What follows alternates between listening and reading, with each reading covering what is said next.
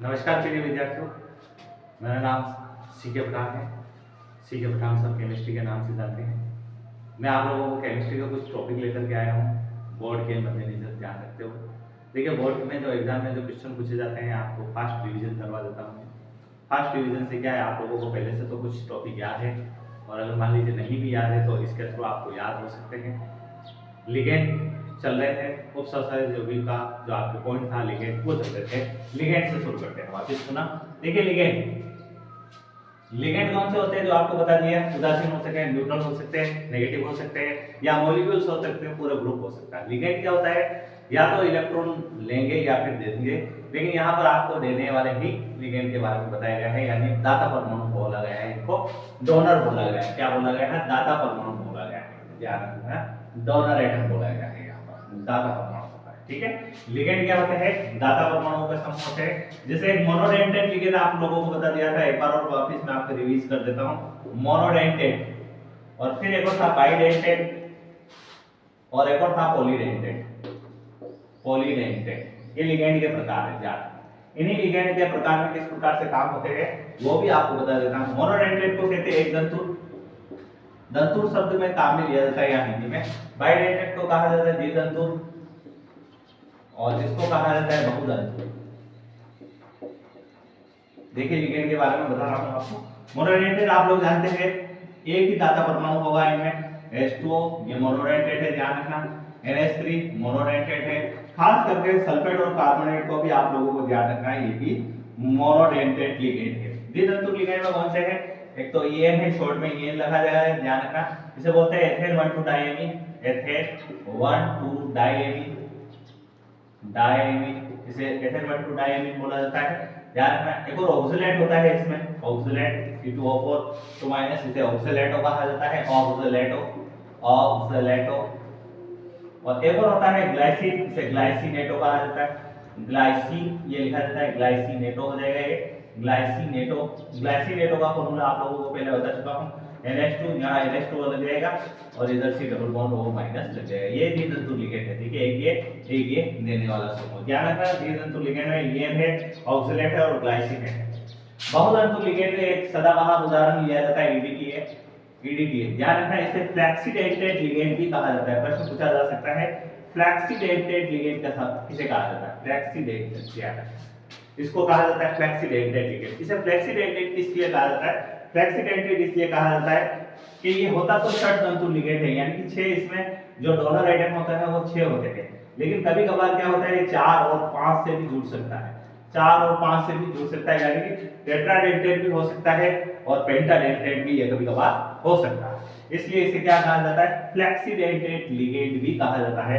ये important question है, आप लोगों को ध्यान रखना है कि एक नंबर पे क्वेश्चन पूछ सकते हैं शॉर्ट क्वेश्चन में कि फ्लैक्सीडेंटेड लिगेंड किसे कहा जाता है। तो फ्लैक्सीडेंटेड लिगेंड का उदाहरण है EDTA, इसे फ्लैक्सीडेंटेड लिगेंड के नाम से भी जाना जाता है। इसे पॉलीडेंटेड लिगेंड भी कहा जाता है, बहुदंतुर लिगेंड है ये। और फ्लैक्सीडेंटेड इसलिए कहा जाता है क्योंकि इसमें 6 डोनर एटम होते हैं, लेकिन उसके बावजूद इसे हेक्साडेंटेड कहा जा सकता है, लेकिन उसके बावजूद ये 4 और 5 में भी ये कभी कभी एडजस्ट हो जाता है, इसलिए इसे फ्लैक्सीडेंटेड कहा जाता है। ये खास करके लिगेंड के बारे में आप लोगों को ध्यान रखना है। लिगेंड में ही आगे वाले टॉपिक अपन लेते हैं, जैसे मोनोडेंटेड, बाइडेंटेड और पॉलीडेंटेड हो गया था, इसी प्रकार से इसी में एक और पॉइंट है आपको खास करके ध्यान रखना है, किलेट। किलेट, ये देखिए किलेट कौन से होते हैं जो ध्यान रखना है। एक ग्रीक वर्ड है किलेट, किलेट एक ग्रीक वर्ड है, ग्रीक वर्ड। इसमें होता है केकड़े का पंजा, क्रेप पंजा होता है, केकड़े का पंजा, इसे कहा जाता है केकड़े के पंजे का पकड़ना, का पकड़ना, ध्यान रखना। ये ग्रीक वर्ड से लिया गया है, ग्रीक वर्ड से लिया गया, क्या लिया गया है? ग्रीक वर्ड से लिया गया है किलेट वर्ड, जिसका मतलब होता है केकड़े का पंजा जो होता है उसके द्वारा क्या होता है, वो पकड़ा जाता है, यानी कि पकड़ने का तरीका जो होता है केकड़े के पंजे द्वारा पकड़ना, केकड़े के पंजे द्वारा कह सकते हो उसे, द्वारा पकड़ना। ठीक है ना, केकड़े के पंजे द्वारा पकड़ना, ये इसका ग्रीक वर्ड होता है किलेट। किलेट कैसा होता है? किलेट आपको किस प्रकार से काम में आता है ध्यान रखना। किलेट जो होता है ये बाइडेंटेड हो सकता है, ध्यान रखना। मैंने मोनोडेंटेड इसीलिए हटा दिया था, ये बाइडेंटेड हो सकता है, ये बाइडेंटेट हो सकता है और पॉलीडेंटेट हो सकता है, यानी कि ऐसे लिगेंड होते हैं जो या तो बाइडेंटेट हो या पॉलीडेंटेट। देखिए किलेट की डेफिनेशन बता रहा हूं मैं आप लोगों को, कैसे होंगे, या तो बाइडेंटेट लिगेंड होंगे या फिर पॉलीडेंटेट लिगेंड होंगे, जो क्या करेंगे वो मेटल से सीधे बॉन्ड द्वारा जुड़े रहेंगे। देखिए एक एग्जांपल के थ्रू बताता हूं किस प्रकार से बनाएगा। जैसे ये एग्जांपल लिया बाइडेंटेट लिगेंड का, आपके पास बाइडेंटेट लिगेंड का एग्जांपल है। बाइडेंटेट लिगेंड को क्या कहा जाता है, एथेन 1,2 डाइमीन का ये एग्जांपल दिया है मैंने, ये बाइडेंटेट लिगेंड का। किलेट को बता रहा हूं किस प्रकार से, ये मेटल से सीधे बॉन्डिंग द्वारा जुड़े रहेंगे इस प्रकार से। ये एक वलयनुमा संरचना बना लेते हैं, ध्यान रखना कैसे बनाएंगे, ये वलयनुमा संरचना, यानी कि एक रिंग के फॉर्मेशन में आ जाते हैं। किस फॉर्मेशन में आ जाते हैं, रिंग के फॉर्मेशन में आ जाते हैं। ये एक वलयनुमा संरचना बना लेते हैं, ये क्लेट कहलाते हैं, ध्यान रखना इसे क्लेट लिगेंड कहा जाता है।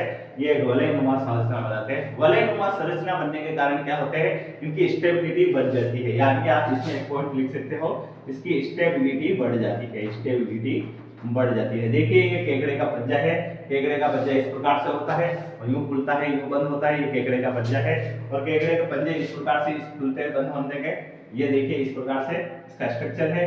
इससे स्टेबिलिटी बढ़ेगी, ध्यान रखना, इससे क्या होगा, इसकी स्टेबिलिटी बढ़ जाएगी, यानी कि इसका स्थायित्व तो बढ़ जाता है। एक क्लेट है, यानी कि एक ग्रीक वर्ड है, क्लेट पूछा जा सकता है, अभी तक क्लेट का क्वेश्चन नहीं आया है। क्लेट किसे कहते हैं समझिए, क्लेट का एग्जांपल लीजिए। तो क्लेट का एग्जांपल मैं आपको पूरा बता देता हूं। ये क्लेट है, ध्यान रखना, आप इस प्रकार से बना सकते हो कि मेटल से CH2 एथेन 1,2 डाइमीन इस प्रकार से जुड़ी हुई है, देख लीजिए आप, इस प्रकार से स्ट्रक्चर बना सकते हैं। क्लेट वाला क्वेश्चन इंपॉर्टेंट है, क्लेट किसे कहते हैं समझिए, 2 नंबर के क्वेश्चन में आ सकता है। क्लेट इस प्रकार से है, क्लेटीकरण भी पूछा जा सकता है, क्लेशन इसे बोलते हैं, क्लेशन। क्लेटीकरण क्या है, क्लेशन बोला जाता है, यानी कि क्लेटीकरण क्या होता है, क्लेशन किसे कहते हैं उसे समझिए। तो क्लेशन किसे कहते हैं, तो ये जो प्रक्रिया होगी, ये जो पूरी प्रक्रिया होगी कौन सी होगी, ये जो पूरी प्रोसेस होते हैं बाइडेंटेट या पॉलीडेंटेट लिगेंड जो होते हैं उनमें ये दाता परमाणु होते हैं। देखिए ये डोनर एटम है, ये डोनर एटम इस प्रकार से मेटल के साथ सीधे बॉन्ड द्वारा जुड़े रहते हैं, ये मेटल के साथ सीधे बॉन्ड द्वारा जुड़े हुए हैं। जो डायरेक्ट बॉन्ड द्वारा इनकी लिंकेज हो जाती है, इसे क्लेट कहा जाता है। जो ये कंपाउंड होते हैं उसे क्लेट कंपाउंड कहा जाता है, और जो ये प्रोसेस होती है उसे क्लेशन कहा जाता है, यानी कि क्लेटीकरण कहा जाता है। ये खास करके आपको ध्यान रखना है। और क्लेट के द्वारा क्या होती है, एक रिंग का निर्माण होता है, आपको खास करके लिखना, एक वलय का फॉर्मेशन होता है। वलय का फॉर्मेशन होने के कारण क्या होती है, इसकी स्टेबिलिटी बढ़ जाती है। इसलिए स्टेबिलिटी बढ़ने के कारण एक क्लेट कंपाउंड क्या होता है, स्टेबल कंपाउंड का फॉर्मेशन करता है, एक कोऑर्डिनेशन कंपाउंड का फॉर्मेशन करता है। देखिए किस प्रकार से स्टेबिलिटी बढ़ेगी, मैं आपको एक पूरा एग्जांपल के थ्रू बता देता हूं। ध्यान रखना, खास करके क्लेट जो होता है वो बाइडेंटेट या पॉलीडेंटेट लिगेंड में ही होता है। मोनोडेंटेट लिगेंड इस प्रकार का कॉम्प्लेक्स नहीं बनाते।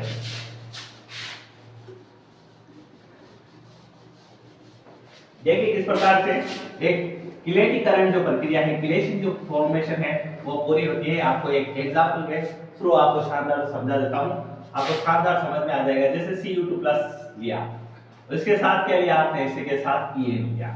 EN को क्या लिख सकते हैं अपन, एथेन 1,2 डाइमीन लिख सकते हैं। क्या लिख सकते हैं बच्चों, एथेन 1,2 डाइमीन लिख सकते हैं। देखिए इसका एग्जांपल समझना आपको, ये एग्जांपल आपको एग्जाम में लिखना है। इस तरीके से अगर क्वेश्चन पूछा जाता है तो क्या होता है, ये कॉपर जो होगा इस प्रकार से होगा और इसके साथ आप एथेन 1,2 डाइमीन जोड़ दीजिए। कैसे जोड़ोगे देख लीजिए।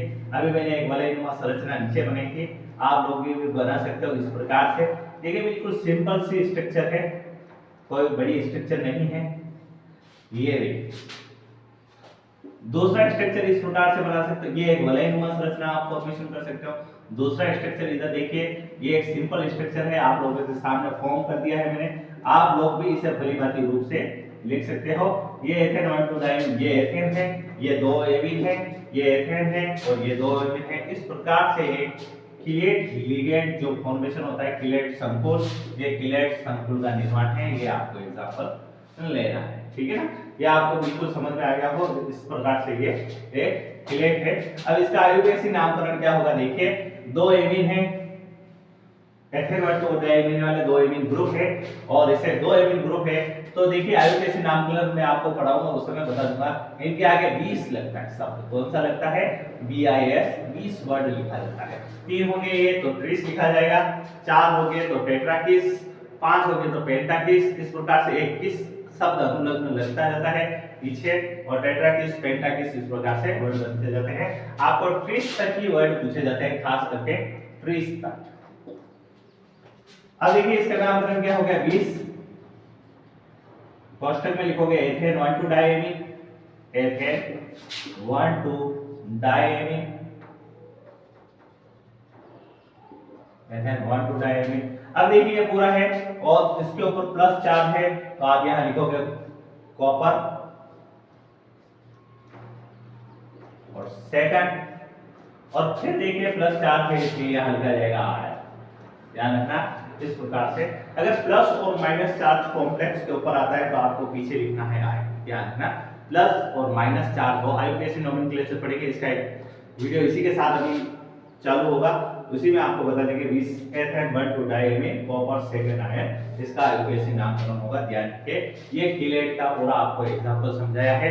किलेटीकरण किसे कहा जाता है, हिंदी में कहा जाता है, और इंग्लिश में कहा जाता है किलेशन। किलेशंस कंपाउंड क्या होते हैं, ये किलेशंस कंपाउंड का एक एग्जांपल बताया है, आपको ध्यान रखना है। इस प्रकार से इसका आप डायग्राम बना सकते हो, ये बिल्कुल सिंपल सा काम है और ये इंपॉर्टेंट क्वेश्चन है, ये पूछा जा सकता है इस कोर्स से। ठीक है, ये हो गया आपके किलेट लिगेंड किस प्रकार से होगा है, और लिगेंड के बारे में ही आगे टॉपिक पढ़ाते हुए चलता हूं। एक तो बताया मैंने आपको फ्लेक्सीडेंटेड लिगेंड, और दूसरा बताया है किलेट लिगेंड, अब तीसरा बता देता हूं एम्फीडेंटेड लिगेंड। एम्फीडेंटेड लिगेंड देखिए ये भी प्रश्न पूछा जाता है, एम्फीडेंटेड लिगेंड किसे कहा जाता है बताइए। एम्फीडेंटेड लिगेंड किसे कहा जाएगा, सिंपल से है। देखिए इनमें क्या होता है, ज्यादा परमाणु दो होते हैं लेकिन जुड़ता एक ही से। ध्यान रखना डोनर एटम दो होते हैं लेकिन मेटल से जो बॉन्ड बनाएगा वो एक ही बनाएगा। डोनर एटम दो होंगे लेकिन मेटल से बॉन्ड एक ही बनाएगा, जैसे नाइट्रेटो, जैसे साइनो, जैसे एससीएन, थायोसाइनेटो, ये इस प्रकार से। देखिए इसको लेकर के आपको समझा देता हूं। ये देखिए मेटल है, इसके साथ अगर एन बॉन्ड बना रहा है इस प्रकार से तो इसे बोलेंगे एन नाइट्रेटो। याद रखना क्या लिखा जाएगा, एन नाइट्रेटो लिखा जाएगा। और अगर इस प्रकार से बॉन्ड बना रहा है मेटल के साथ, ऑक्सीजन आकर के जुड़ रहा है, ऑक्सीजन आकर के जुड़ रहा है और इस प्रकार से बॉन्ड का फॉर्मेशन हो रहा है, तो वहां आपको कुछ नहीं करना है, ऑक्सीजन लिख लेना है और फिर लिखना है नाइट्रेटो। ये सिंपल सा तरीका है, कुछ विशेष फर्क नहीं है। नाइट्रेटो शब्द दोनों में आएगा, जो नाइट्रेटो वर्ड है वो दोनों में आएगा, और एन और ओ लग जाएगा, ये है नाइट्रेटो। ये इसे कहते हैं एम्फीडेंटेड, हिंदी में कहा जाता है उभयदंतुर लिगेंड। क्या कहा जाता है इसे, उभयदंतुर लिगेंड, उभयदंतुर एम्फीडेंटेड लिगेंड, यानी कि उभयदंतुर लिगेंड, यानी कि दोनों साइडों से जुड़ सकता है लेकिन एक समय में एक ही परमाणु जुड़ेगा, या तो नाइट्रोजन भी जुड़ेगा या ऑक्सीजन ही जुड़ेगा। इसे आप बाइडेंटेड नहीं कह सकते हैं। बाइडेंटेड इसलिए नहीं कहा जा सकता क्योंकि दोनों एक साथ नहीं जुड़ सकते, एक ही जुड़ेगा जाकर के, यानी या तो नाइट्रोजन जुड़ेगा या फिर ऑक्सीजन जुड़ेगा। देखिए इसका दूसरा एग्जांपल CN। CN को आप अगर कार्बन से जुड़ रहा है तो उसे कहा जाएगा साइनो, मेटल के साथ कार्बन जुड़ रहा है। अगर नाइट्रोजन जुड़ रहा है जाकर के उसे कहा जाएगा आइसोसाइनो। ये आप भली भांति जानते हो, इसमें कोई समझाने वाली बात नहीं है। इसे थायोसाइनेटो कहा जाता है, थायोसाइनेटो, और एन आगे आ गया, इसे इस प्रकार से जुड़ गया तो आइसोथायोसाइनेटो कहा जाएगा। एम्फीडेंटेड लिगेंड की डेफिनेशन क्या होगी, वे लिगेंड जो एक ही दाता परमाणु से जुड़ेंगे लेकिन जुड़ने का तरीका अलग अलग हो सकता है। जुड़ने का तरीका किस प्रकार से होगा, देखिए जुड़ने का तरीका हो सकता है कार्बन से जुड़ रहा है या नाइट्रोजन से जुड़ रहा है। कार्बन से जुड़ रहा है तो उसे साइनो कहा जाएगा और नाइट्रोजन से जुड़ रहा है तो उसे आइसोसाइनो कहा जाएगा। ये एक या दो एग्जांपल आप लोग याद रख सकते हो, सिंपल सा तरीका है, इसे एम्फीडेंटेड लिगेंड कहा जाता है, ये कोई स्पेशल नहीं है। नेक्स्ट चलते हैं आप लोग आईयूपीएसी नोमेनक्लेचर। देखिए आईयूपीएसी नोमेनक्लेचर किस प्रकार से होगा, उसे पढ़ने से पहले आपको एक कोऑर्डिनेशन नंबर क्या होता है वो बता देता हूं, और दूसरा ऑक्सीडेशन नंबर कैसे निकालते हैं वो बता देता हूं। देखिए ऑक्सीडेशन नंबर क्या होता है, ऑक्सीडेशन नंबर यानी ऑक्सीकरण। ये प्रश्न बिल्कुल पूछा जाएगा, ये इंपॉर्टेंट क्वेश्चन है कि जो भी एक कॉम्प्लेक्स दे दिया जाएगा उसका ऑक्सीडेशन नंबर कितना है, एक कॉम्प्लेक्स पूरा दे दिया जाएगा उसका पूछा जाएगा आपको इसका ऑक्सीडेशन नंबर कितना है, और दूसरा क्वेश्चन उसी में साथ में पूछा जाएगा कि इसके कोऑर्डिनेशन नंबर कितने हैं। ध्यान रखना कोऑर्डिनेशन नंबर और ऑक्सीडेशन नंबर दोनों साथ में लेकर के मैं आपको बता देता हूं। ऑक्सीडेशन नंबर हिंदी में कहा जाता है ऑक्सीकरण अंक। ऑक्सीकरण अंक कैसे निकालते हैं, ध्यान रखना, एक सिंपल सी ट्रिक्स बता देता हूं।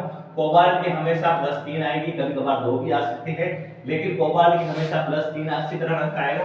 क्रोमियम का हमेशा +3 ऑक्सीकरण अंक आएगा, ये आपको खास करके ध्यान रखना है। और प्लेटिनम और निकल का अधिकतर जो ऑक्सीकरण अंक आएगा वो 2 हो सकता है या फिर 4 हो सकता है, ध्यान रखना, या तो 2 हो सकता है या 4 हो सकता है। निकल कभी कभार 0 भी शो करेगा, निकल कभी कभार 0 भी शो करेगा, वो आपको 0 किस में होगा जो भी आपको बता दिया जाएगा किस में आएगा।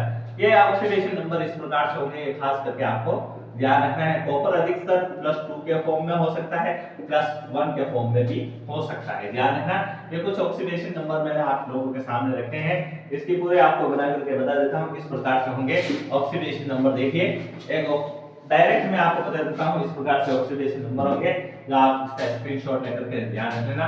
Scandium, titanium, vanadium, chromium,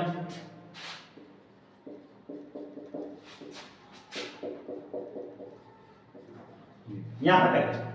scandium नहीं पूछा जाता है आप लोगों को, टाइटेनियम या वेनेडियम या क्रोमियम इससे आगे वाले पूछे जाते हैं। टाइटेनियम जो होगा अधिकतर प्लस और 2 4 बनाएगा, वेनेडियम जो होगा 2 3 4 और 5 तक बनाएगा, ध्यान रखना। और क्रोमियम जो होगा आपको बता दिया 2 और 3 ज्यादातर ये बनाएंगे, 6 तक होता है इसका ऑक्सीडेशन नंबर। चैप्टर जब 8 पढ़ेंगे उस समय आपको ये पूरा बता देंगे किस प्रकार से होगा, लेकिन जो कोऑर्डिनेशन कंपाउंड में काम आएंगे वो आप लोगों को बता देता हूं। ये 2 और 4 बताएगा अधिकतर, ये 7 भी होता है, ध्यान रखना। ये 2 और 3 बताएगा अधिकतर ऑक्सीडेशन नंबर, ये 2 और 3 बताएगा अधिकतर ऑक्सीडेशन नंबर, लेकिन जो गोले में लिखा है वो आपको ध्यान रखना है, इनमें 3 ऑक्सीडेशन नंबर पे होगा। ये 2 और 4 बताएगा, ये 1 और 2 बताएगा, और ये हमेशा 2 बताएगा। इस प्रकार से आप याद रख सकते हो, ये ऑक्सीडेशन नंबर बनाने का तरीका है। ये इस प्रकार से पूरी डी ब्लॉक सीरीज है, ये 3D ब्लॉक सीरीज है, इसका पूरा आपको विस्तृत जो पढ़ाया जाएगा वो आपको डी ब्लॉक और एफ ब्लॉक वाले में इसको ट्रिक्स याद करने की बता दी जाएगी। इसके साथ ही आप यहाँ लोग देख लीजिए 2 और 3 खास करके क्रोमियम पूछा जाएगा और कोबाल्ट पूछा जाएगा, तो इनके 2 और 3 आएंगे, और 3 ज्यादातर होंगे, ध्यान रखना। और फेरम का भी 2 या 3 हो सकता है ऑक्सीडेशन नंबर, और निकल का 2 और 4 हो सकता है। एक खास लाइन आप लोग लिख लीजिए, जब 4 और 2 किस प्रकार से होंगे ये आपको खास करके मैं बता देता हूं किस प्रकार से इनके ऑक्सीडेशन नंबर 2 और 4 हो सकते हैं, ये आपको खास लोग करके लिखना है। देखिए इसमें किस प्रकार से होगा, अगर प्लेटिनम का कोऑर्डिनेशन नंबर, ये आप लिख लीजिए, ध्यान रखना है खास करके कोऑर्डिनेशन नंबर अगर 6 है, ध्यान रखना उसका ऑक्सीकरण अंक 3 होगा, प्लेटिनम का 4 होगा। कितना होगा प्लेटिनम का, अगर कोऑर्डिनेशन नंबर 6 है तो ऑक्सीडेशन नंबर 4 होगा। यदि कोऑर्डिनेशन इसी का, प्लेटिनम का ही कोऑर्डिनेशन नंबर 4 है तो ऑक्सीकरण अंक 2 होगा, ध्यान रखना।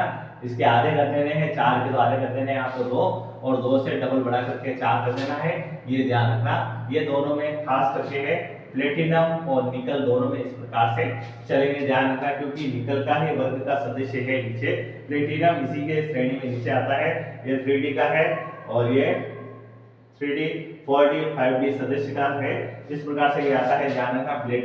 प्लेटिनम का कोऑर्डिनेशन नंबर 6 है और 4 है, तो इस प्रकार से इनका ऑक्सीडेशन नंबर होगा, ध्यान रखना। ये ऑक्सीडेशन नंबर को मैं शॉर्ट में ON से लिखूंगा।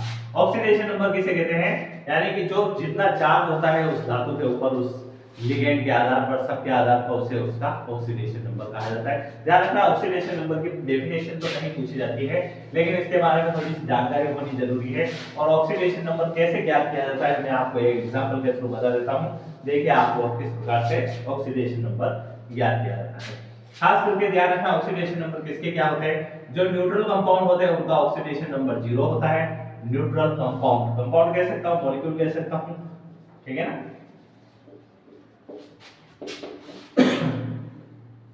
न्यूट्रल कंपाउंड जो होंगे उनका 0 होगा, जैसे CO का 0, NH3 का ऑक्सीडेशन नंबर 0, EN का ऑक्सीडेशन नंबर 0, ध्यान रखना ये न्यूट्रल कंपाउंड है, इनके ऑक्सीडेशन नंबर 0 होते हैं। एक और होता है H2O का ऑक्सीडेशन नंबर 0, ध्यान रखना न्यूट्रल कंपाउंड के 0 होते हैं, और जिनके ऊपर जितना चार्ज होगा उसका नंबर होगा Cl। अगर Cl है, Cl नहीं है, अगर Cl2 लिखा हुआ है तो भी -1 मानोगे, अगर खाली Cl लिखा हुआ है तो भी -1 मानोगे। इस तरीके से आपको ध्यान रखना है, इनके ऊपर -1 चार्ज होता है। और ऐसे सल्फेट लिखा हुआ है तो उसको 2 मानोगे चार्ज। इस तरीके से आपको ध्यान रखना है। ये न्यूट्रल कंपाउंड था, ये नेगेटिव कंपाउंड है।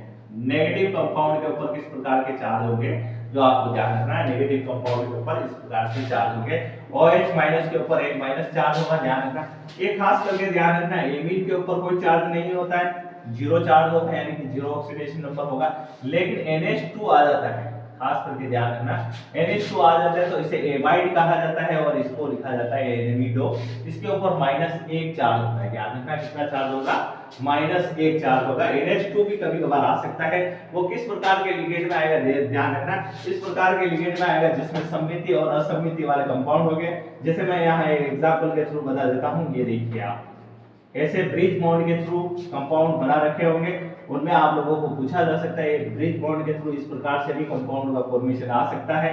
ये भी आईयूपीएससी नामकरण पूछा जा सकता है। इसका भी नामकरण किस प्रकार से किया जाता है वो भी मैं आपको इजी वे में आपको बता देता हूँ। इसकी एक ट्रिक्स होती है, उसको फॉलो किया जाता है, फिर इसका नामकरण भी किया जा सकता है। तो यहाँ पर इसका ऑक्सीकरणांक -1 होगा, ध्यान रखना, इसे शून्य नहीं लेना है।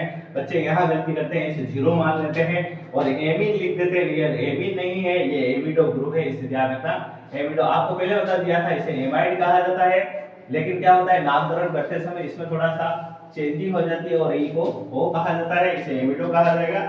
और इस प्रकार से आपको ध्यान रखना है। ये -1 2 2 4 और 5 1 6 कोबाल्ट के 3 ऑक्सीडेशन नंबर आ गई। मैंने आपको बताया था पहले भी कोबाल्ट की अधिकतर ऑक्सीडेशन नंबर 3 ही आएगी और क्रोमियम की भी अधिकतर ऑक्सीडेशन नंबर 3 ही आएगी। आपको ये डायरेक्ट भी लिख सकते हो। कोबाल्ट का अगर ऑक्सीकरण अंक आ जाए तो आप ज्ञात करके भी देखना, एक बार तो पहले ज्ञात करके देखना, उसके बाद लिखना। कोबाल्ट की हमेशा 3 ऑक्सीकरण अंक आएगा और क्रोमियम का भी हमेशा 3 ऑक्सीकरण अंक आएगा। लेकिन यहाँ पर भी देखिए, ये जो स्ट्रक्चर बनाया गया है, यहाँ पर भी कोबाल्ट का ऑक्सीकरण अंक 3 है, ध्यान रखिए। अब देखिए, आपको न्यूट्रल लिगेंड में बता दिया इस प्रकार से है और माइनस चार्ज के ऊपर इस प्रकार से इनका आईयूपीएसी नोमेनक्लेचर बता रहा हूं। अब मैं ऑक्सीडेशन नंबर के आधार पर ये है, ये ऑक्सीडेशन नंबर ज्ञात करोगे आप। एक आपको कंपाउंड बना करके बता देता हूं, फिर आप एग्जांपल लेकर के फिर आपको ऑक्सीडेशन नंबर के एक दो एग्जांपल बताऊंगा मैं, आपको उसमें निकाल सकते हो आप। जैसे एक एग्जांपल लिया मैंने K4FeCN6, देखिए इसका आईयूपीएसी नामकरण भी बताता रहूंगा। सबसे पहले आपको पोटेशियम लिखना है, ब्रैकेट के बाहर जो भी मेटल उपस्थित है उससे पूरा नाम लिखना है। लेकिन उनके नामकरण के आगे 4 3 2 जो भी लिखे हुए हैं उनके डाई ट्राई टेट्रा नहीं लिखना है, ध्यान रखना, इसे डाई ट्राई टेट्रा के रूप में नहीं लिख सकते हैं। पोटेशियम लिखने के बाद लिगेंड लिखना है, सीधा लिगेंड कितने हैं उतने लिखने हैं, यानी कि 6 बार है तो हेक्सा लिखना है, 4 बार है तो टेट्रा लिखना है और 5 बार है पेंटा लिखना है। इस प्रकार से वर्ड काम में लेने हैं। हेक्सा साइनो फिर फेरेट, जो भी ऑक्सीडेशन नंबर निकलेगा वो लिखना जरूरी है। स्टोक्स संकेतन के रूप में ऑक्सीडेशन नंबर लिखे जाते हैं। किस प्रकार से देखिए इसका ऑक्सीडेशन नंबर लिखेंगे। यह पोटेशियम का होता है +4, कितनी बार है 4 बार, जिसकी ज्ञात करना है उसे x माना जाता है। प्लस Cn कितना चार्ज होता है, -1 चार्ज होता है Cn के ऊपर और ये कितनी बार है 6 बार है, आगे ऊपर कोई चार्ज नहीं है इसलिए बराबर 0 रख देंगे। ये इसका ऑक्सीडेशन नंबर निकालने का तरीका है, ध्यान रखना। ऑक्सीडेशन नंबर कैसे ज्ञात करेंगे, ये प्लस का 4 हो जाएगा और ये x है और ये माइनस का 6 हो जाएगा और ये 0 है, ठीक है ना। तो x -2 हो जाएगा, माइनस के 6 में से प्लस के 4 गए तो माइनस के 2 बचे और x बराबर 2, यानी कि ये x बराबर 2 आपके पास आ जाएंगे, यानी कि इसका ऑक्सीडेशन नंबर कितना है 2 है। इस प्रकार से आपको ऑक्सीडेशन नंबर ज्ञात करने हैं। ये ऑक्सीडेशन नंबर खास तरीके से बताया है किस प्रकार से लिखने हैं। आपको अन्य एग्जांपल के थ्रू भी बता देता हूं ऑक्सीडेशन नंबर किस प्रकार से ज्ञात करोगे। देखिए और एग्जांपल आप,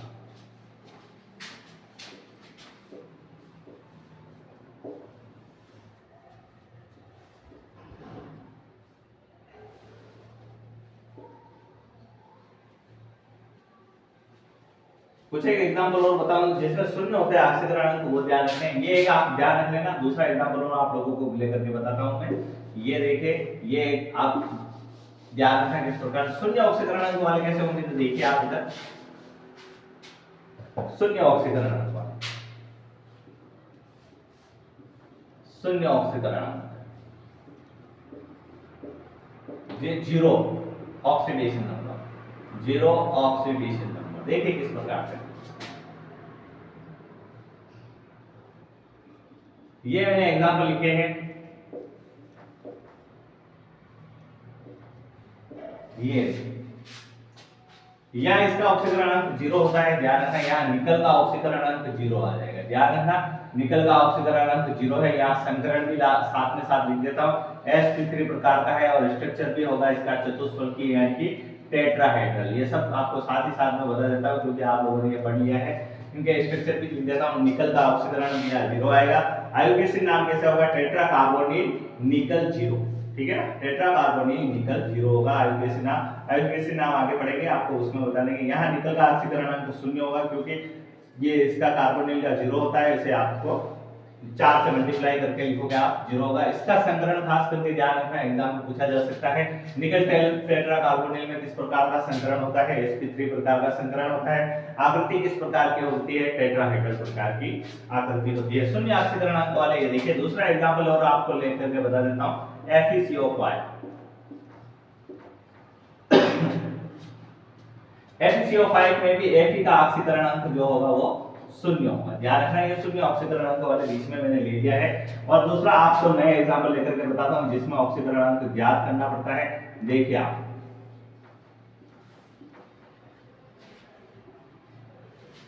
देखिए इसमें ऑक्सीकरण अंक कितना होता है। आपको पहले बता चुका हूं मैं, कोबाल्ट का नॉर्मली ऑक्सीकरण अंक +3 ही आएगा। अधिकतर में ज्यादातर मैक्सिमम जो होगा +3 ही में शो करेगा। +3 क्रोमियम और कोबाल्ट दोनों लगभग सेम चलेंगे, 3 ऑक्सीकरण अंक शो करेंगे ये। अब देखिए इसमें ऑक्सीकरण अंक कैसे निकालेंगे? इसका x मान लेंगे, इसका प्लस, ये 0 × 5 हो जाएगा, प्लस सल्फेट के ऊपर -2 चार्ज होता है, ध्यान रखना एक बार ही है। और इसको भी काउंट करना है, ध्यान रखना, +-1 और बाहर लग देना आपको 0, ठीक है। इस प्रकार से ये हुआ। अब ये क्या लिखेंगे? x, ये क्या होगा? 0 हो जाएगा, +0 लिख दिया है। और ये हो जाएगा -2 और ये हो गया -1 और 0। इस प्रकार से ये हो गया -3 x। तो x बराबर क्या हो गया बच्चों? तो x बराबर हो गया आपके पास 3।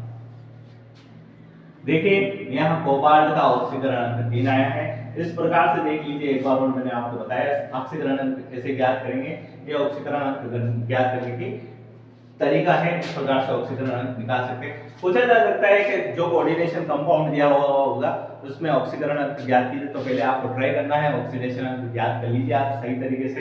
डायरेक्ट आपको नहीं लिखना है कि 2 या 3 होते हैं, 3 या 4 होते हैं, क्योंकि आपको एक बार ज्ञात करके देखना पड़ेगा। ये तो डायरेक्ट मैंने आप लोगों को पूछे बता दिए हैं, तो नॉर्मली वो आते हैं और फिर आप लोगों को एक बार निकाल करके देख लोगे, वो आपके लिए लाभदायक रहेगा, वो आपके लिए फायदेमंद रहेगा।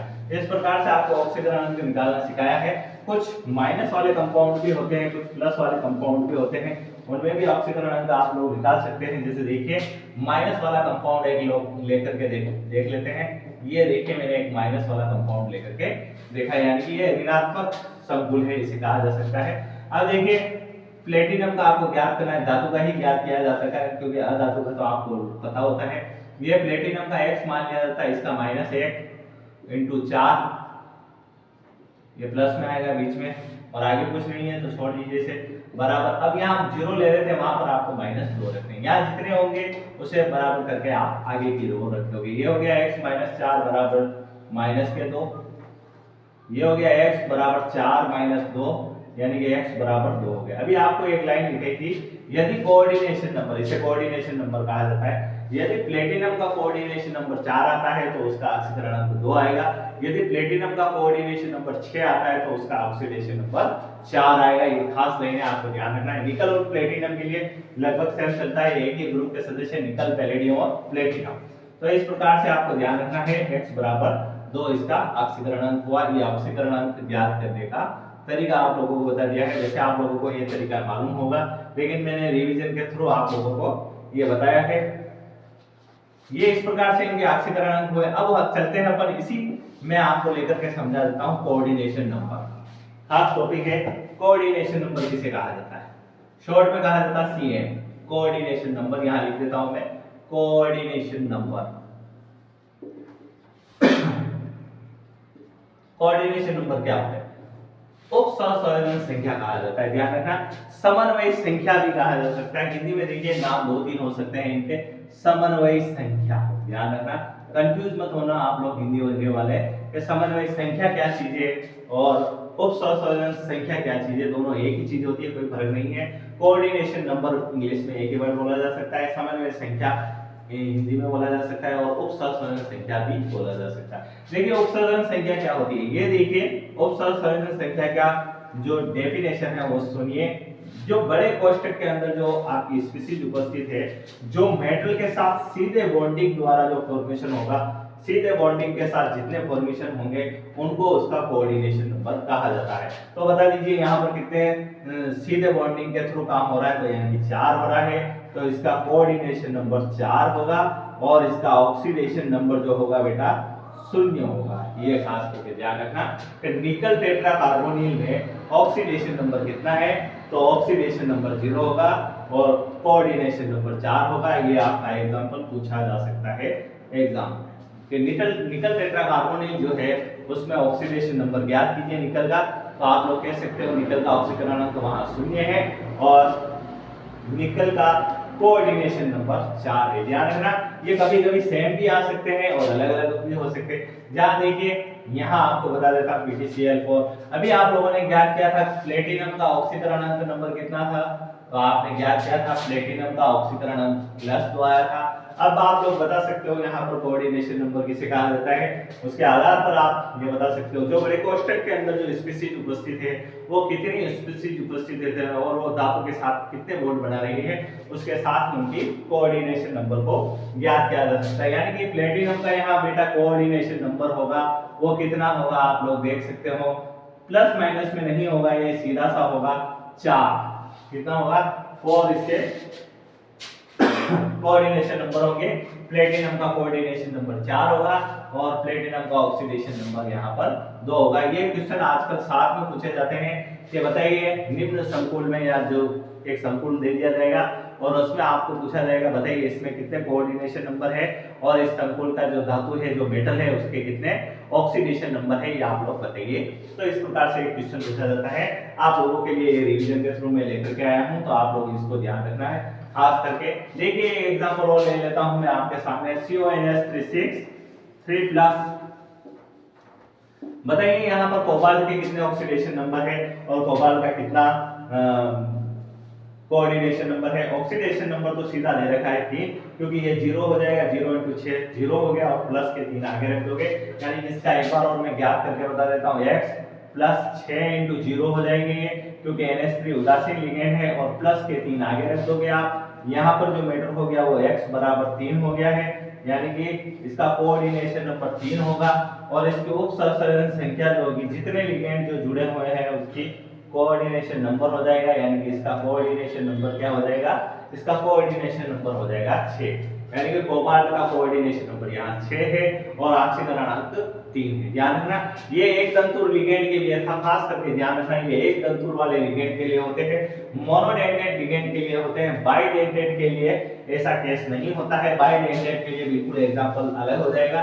देखिए बता देता हूं आपको बाइडेंटेड लिगेंड के लिए ये सिर्फ जो फॉर्मूला है किसमें फॉलो करेगा, ये फॉर्मूला सिर्फ आपके मोनोडेंटेड लिगेंड में ही शो करता है। बाइडेंटेड लिगेंड में इस प्रकार से नहीं होगा। देखिए बाइडेंटेड लिगेंड में क्या होगा, देखिए आप बाइडेंटेड लिगेंड कौन से होते हैं आप लोग जानते हो। बाइडेंटेड लिगेंड जो होते हैं ऑक्सलेट होता है, एथेन 1,2 डायमीन होता है, इस प्रकार से होते हैं। जैसे देखिए एक एग्जांपल लिया मैंने आपके सामने PtC2O4 इस प्रकार से आएगा 2 बार और यहाँ लगाया मैंने 3 - 4। ठीक है, इस प्रकार से एग्जांपल लिया है, देख लीजिए ये आयरन है, ये ऑक्सलेट है। और इसे अब पूछा जाएगा इसमें ऑक्सीडेशन नंबर कितना है और कोऑर्डिनेशन नंबर कितना है। ध्यान रखना ये बाइडेंटेड लिगेंड है। बाइडेंटेड लिगेंड जितने भी आते हैं उसे 2 से मल्टीप्लाई कर देना और जितनी बार ये आते हैं उसे उसके हिसाब से मल्टीप्लाई कर देना। अगर 3 बार है तो 3 से मल्टीप्लाई कर दीजिए, 2 बार है तो 2 से मल्टीप्लाई कर दीजिए, 5 है तो 5 बार 5 से 2 को मल्टीप्लाई कर दीजिए, इस प्रकार से। तो यहाँ Fe का ऑक्सीडेशन नंबर आप लोगों को निकाल के बता देता हूँ। पहले ऑक्सीडेशन नंबर देख लीजिए, x प्लस माइनस का 2 होता है ऑक्सीलेट के ऊपर 4 × 3 और फिर आ गया है बराबर माइनस का 3। इस प्रकार से x - 6 बराबर माइनस का 3, x बराबर हो जाएगा आप लोगों के पास 6 - 3 यानी x बराबर 3 हो जाएगा। ये आप लोगों को पता चल गया इसका ऑक्सीडेशन नंबर +3 है। Fe का ऑक्सीडेशन नंबर +3 है और इसका देखिए इसका मैं आपको कोऑर्डिनेशन नंबर बता देता हूं। ये देखिए बाइडेंटेड लिगेंड है, 3 बार इसके आए हैं, बाइडेंटेड लिगेंड को डबल कर दीजिए, यानी कि 6 इसका कोऑर्डिनेशन नंबर है। ऐसे क्वेश्चन पूछे जाते हैं। आपको 3 नहीं लिखना है, यहाँ पर खास करके ध्यान रख लेना, यहाँ पर आपको 6 ऑक्सीडेशन, ये 6 कोऑर्डिनेशन नंबर आपको लिखना है, यानी कि Fe का कोऑर्डिनेशन नंबर कितना हो गया, यहाँ पर 6 हो गया। नेक्स्ट एग्जांपल देखिए, COAl 3+ मैंने ले लिया है, ये 3 और 3+ ये ले लिया है। बताइए इसमें ऑक्सीडेशन नंबर कितना होगा, और यहाँ पर ऑक्सीडेशन नंबर 3 हो जाएगा। यहाँ पर जो कोऑर्डिनेशन नंबर होगा ये 3 है, यानी बाइडेंटेड लिगेंड है, 3 को डबल कर दीजिए। देखिए ऊपर लिख दिया है मैंने, 2 को 2 हो तो 3, 2 से मल्टीप्लाई, 3 हो तो 2 से मल्टीप्लाई, 2 से मल्टीप्लाई कर देना। यहाँ पर 6 इसका कोऑर्डिनेशन नंबर हो जाएगा। इस प्रकार से प्रश्न पूछा जाता है। ये बाइडेंटेड लिगेंड के लिए है। बाइडेंटेड लिगेंड में खास करके आप लोगों को ध्यान रखना है, उसे 2 से मल्टीप्लाई कर लेना है जितने भी लिगेंड है। ये था कोऑर्डिनेशन नंबर और ऑक्सीडेशन नंबर, टॉपिक फिनिश। अब आपको नेक्स्ट क्लास में आपको आईयूपीएसी नोमेनक्लेचर और वीबीटी और सीएफटी सिद्धांत के थ्रू आपको ये फिर जो टॉपिक जो भी है, जो चैप्टर है, चैप्टर नंबर 9 उसे फिनिश करेंगे। धन्यवाद।